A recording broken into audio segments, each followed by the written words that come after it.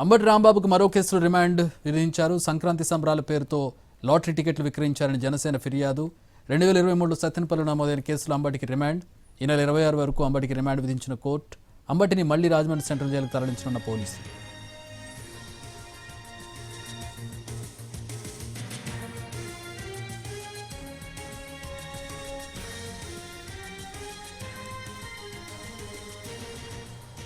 అంబటి రాంబాబును మరోసారి జైలుకు తరలించనున్నారు. రాజమండ్రి సెంట్రల్ జైలుకు మళ్ళీ అంబటి రాంబాబును తరలించనున్నారు. సంక్రాంతి సంబరాల పేరుతో లాటరీ టికెట్ల వ్యవహారంలో ఆయన మోసం చేశారనే కారణంగా ఆరోపణలు చేస్తూ జనసేన వేసినటువంటి కేసు నేపథ్యంలో ఈ రిమాండ్ విధించింది. ప్రస్తుతం అంబటిని మళ్ళీ రాజమండ్రి సెంట్రల్ జైలుకు తరలిస్తున్నారు పోలీసులు.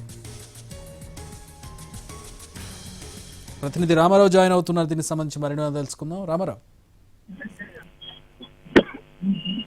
చక్రి ఏదైతే సత్తెనపల్లికి సంబంధించినటువంటి 2023లో సంక్రాంతి సంబరాల పేరుతో లక్కీ డ్రా చేశారో దానికి సంబంధించినటువంటి కేసులో ఏదైతే గుంటూరు కోర్టు అంబటి రాంబాబుకు 14 రోజులు రిమాండ్ విధించింది. అయితే ఈ రోజు ఉదయం అంబటి రాంబాబుని సత్తెనపల్లి పోలీసులు కోర్టులో హాజరుపరిచారు. ప్రధానంగా చూసుకున్నట్లయితే అంబటి తరపు రాంబాబు న్యాయవాదులు కూడా ఈ కేసు 3 సంవత్సరాల క్రితం జరిగింది. 3 సంవత్సరాల క్రితం ఆ ఫిర్యాదు చేసినప్పటికీ కూడా ఇప్పటి వరకు కూడా కనీసం నోటీస్ ఇవ్వలేదు, విచారించలేదని చెప్పడం జరిగింది. దీంతో పాటు చూసుకున్నట్లయితే ప్రధానంగా ఇందులో ఎటువంటి ఇది లేదు, కావాలనే ఉద్దేశపూర్వకంగా చేస్తున్నారు. బెయిల్ వచ్చిన వెంటనే కావాలని రాంబాబుని ఇబ్బంది పెట్టాలన్న ఉద్దేశంతోనే పోలీసులు పీటీ వారెంట్ వేయడం జరిగింది. సో దీనికి సంబంధించి అయితే మాత్రం ఇబ్బంది పెట్టాలనే ఉద్దేశంతోనే పీటీ వారెంట్ వేశారో తప్పితే మరేమీ కాదు.